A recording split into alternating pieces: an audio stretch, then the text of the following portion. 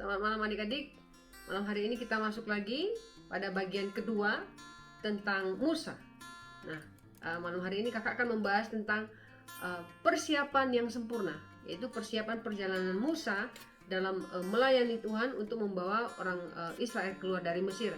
Tapi persiapan yang sempurna ini bukan karena kesiapan Musa yang luar biasa, tetapi karena Tuhan mempersiapkan Musa dengan luar biasa. Nah, sekedar informasi buat adik-adik bahwa Musa ini dikenal oleh orang-orang Yahudi disebut dengan Moshe Rabenu. Moshe Rabenu artinya adalah Musa adalah guru kami. Jadi orang-orang Yahudi percaya bahwa Musa adalah guru yang mengajarkan banyak hal kepada mereka. Oleh sebab itu orang-orang Yahudi itu harus belajar Torah, yaitu hukum-hukum Musa yang ditulis oleh Musa. Dari usia sangat kecil harus menyelesaikan pembacaan Torah itu, khususnya laki-laki. Nah, kan adik-adik sudah membaca Alkitab ya, khususnya dalam Keluaran ini, bahwa bangsa Israel itu diperbudak di Mesir selama 450 tahun.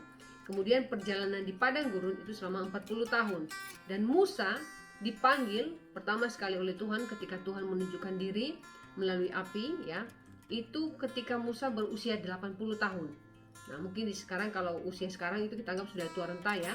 Tapi pada zaman Musa pada saat itu masih usia pertengahan mungkin ya, masih muda ya ceritanya. Nah, mari kita bahas apa persiapan yang sempurna ini yang sudah Tuhan kerjakan untuk Musa. Karena di saat Tuhan memanggil Musa sebenarnya tidak siap, tetapi ketidaksiapan Musa sudah dipersiapkan oleh Tuhan dengan sempurna bahwa ia akan siap. Nah, yang pertama yang harus kita ketahui dari persiapan Tuhan yang sempurna untuk pelayanan Musa adalah bahwa Musa itu tidak percaya diri. Kalau adik-adik sudah baca ya pasal keempat itu, ia tidak percaya diri jika ia bisa menjadi seorang pemimpin. Ia tidak percaya diri apakah ia akan didengarkan oleh Firaun, apakah ia akan didengarkan oleh orang-orang Mesir, atau apakah ia didengarkan oleh orang-orang Israel. Karena orang-orang Israel tidak mengenal siapa Musa. Mungkin waktu ia membunuh pada saat itu ia hanyalah anak angkat dari putri Firaun, tetapi Firaunnya sendiri tidak istilahnya memberikan tempat khusus ya untuk Musa pada saat itu. Kita tahu Musa sendiri melarikan diri. Kalau pada saat itu Musa mendapatkan tempat khusus di kerajaannya Firaun, ia tidak harus melarikan diri. Firaun akan membela dia, putri Firaun akan membela ia. Tetapi ia tidak mendapatkan tempat khusus pada saat itu. Nah, di sini ketidakpercayaan Musa dipersiapkan oleh Tuhan bahwa hello, ini aku Tuhan yang mengutus engkau, yang memanggil engkau. Lalu apa yang dilakukan oleh Tuhan?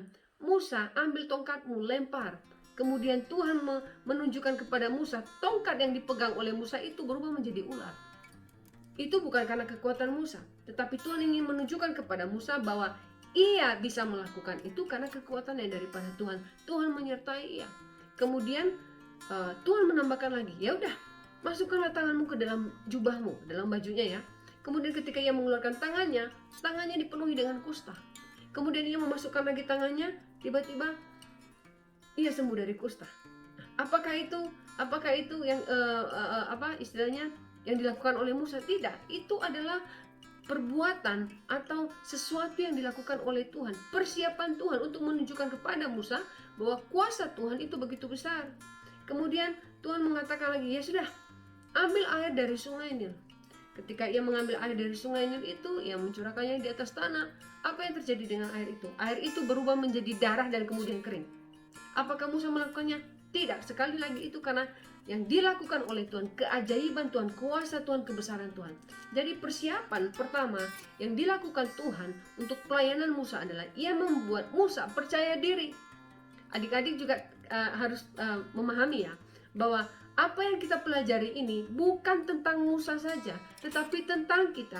Ketika Tuhan memanggil adik-adik untuk melayani Tuhan, adik-adik tidak harus jadi pendeta, adik-adik tidak harus sekolah teologi, tetapi Tuhan sudah menyediakan atau mempersiapkan hal yang sempurna yang akan dipakai Tuhan dalam kehidupan adik-adik untuk melayani.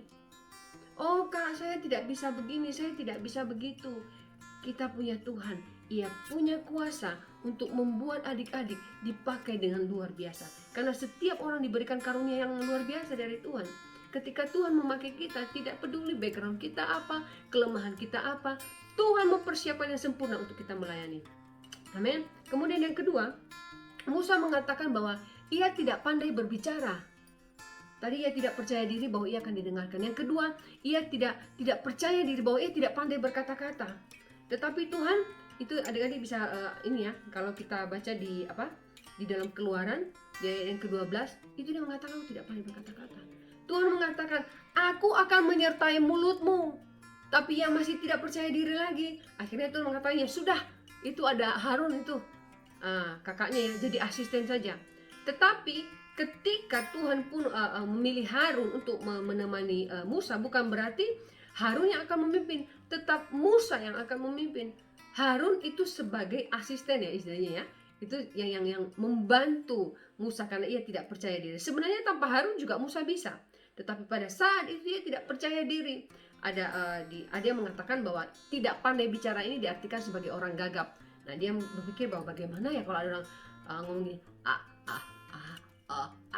belum selesai ngomong orang sudah ngantuk duluan. Oh ya, belum diajak keluar dari Mesir orang sudah, ya udah nggak jadi deh, lu aja ngomong nggak kelar-kelar gitu ya. Nah, ketidakpercayaan dirinya Musa dalam hal berbicara ini dipersiapkan dengan sempurna oleh Tuhan. Bagaimana? Ia mempersiapkan Harun, ia juga memberikan keyakinan kepada Musa bahwa aku akan menyertai mulutmu dan juga akan menyertai mulut Harun. Jadi setiap perkataan yang keluar dari mulut mereka akan membuat orang-orang Mesir percaya bahwa Tuhan yang mereka sembah adalah Tuhan yang hidup. Nah, kemudian yang ketiga yaitu ketika Tuhan memanggil Musa, akhirnya ia memutuskan untuk kembali ke Mesir. Tetapi hal yang menjadi luar biasa di sini adalah ketika ia kembali ke Mesir, ia membawa anak dan istrinya. Coba, kalau Musa tidak percaya bahwa gila, ini bunuh diri ini kembali ke Mesir. Aduh, belum jelas ini bagaimana masa depannya di Mesir. Ia pergi sendiri, tidak harus membawa anak istrinya. Karena jika Musa memikirkan keberadaan anak dan istrinya, lebih baik itu tinggal di rumah mertuanya. Dia tidak membawanya. Tetapi Musa membawa anak dan istrinya. Artinya ia tahu bahwa Tuhan akan memelihara anak-anak dan istrinya. Tuhan akan memelihara keluarganya. Jadi ini sebuah langkah iman. Nah, Tuhan sudah mempersiapkan penyertaan yang luar biasa, bukan hanya untuk Musa tetapi juga untuk keluarganya. Balik lagi dalam kehidupan kita adik-adik. Ketika Tuhan sudah memilih adik-adik malam hari ini untuk melayani Tuhan, Tuhan bukan hanya memperhatikan adik-adik tetapi keluarga kita, keluarga adik-adik, papa, mama, siapapun yang ada dalam keluarga kita akan ditolong oleh Tuhan, akan disertai oleh Tuhan. Karena kenapa? Janji Tuhan untuk menyertai kita, memberkati kita tidak berlaku untuk diri kita sendiri, tetapi untuk seluruh keluarga kita. Persiapan Tuhan yang sempurna buat kehidupan adik-adik, bahwa ia tidak hanya peduli dengan adik-adik, tetapi keluarga adik-adik juga. Seluruh, tidak terlewatkan, seluruh anggota keluarga akan diberkati oleh Tuhan dan disertai oleh Tuhan, dilindungi oleh Tuhan. Nah, yang keempat adalah kemudian Musa menghadap Firaun. Nah, itu adik-adik bisa baca di pasal kelima ya, di Keluaran pasal kelima. Nah, ketika ia menghadap Firaun, di sini Musa harus siap nih dengan aku harus ngomong apa ya? Aku harus mengatakan apa ya? Bagaimana cara menghadap Firaun? Karena pada saat itu tidak mudah menghadap Firaun. Seperti kalau menghadap presiden sekarang ada prosedurnya. Tetapi Musa melewati semua prosedur itu untuk bertemu dengan Firaun. Karena apa? Karena Tuhan. Bukannya Musa datang begitu aja. Gue mau ketemu Firaun nih. Bro, how are you? Gak ada begitu. Tetapi dia mengikuti prosedur bagaimana bertemu dengan Firaun. Dan semua ia bisa lewati. Pada saat itu tidak mudah untuk ketemu dengan Firaun. Tetapi Musa boleh ketemu dengan Firaun. Begitu mudah, tidak dicatat dalam Alkitab bagaimana begitu susahnya ia bertemu dengan Firaun. Tetapi dikatakan ia bertemu dengan Firaun. Artinya Tuhan mempermudahkan jalannya untuk bertemu dengan Firaun. Kemudian ketika ia berkata-kata, apa yang dimiliki oleh Musa pada saat itu? Kekuatan yang daripada Tuhan. Kalau tidak kan Musa sudah dia sudah gemetar ini ketemu dengan Firaun.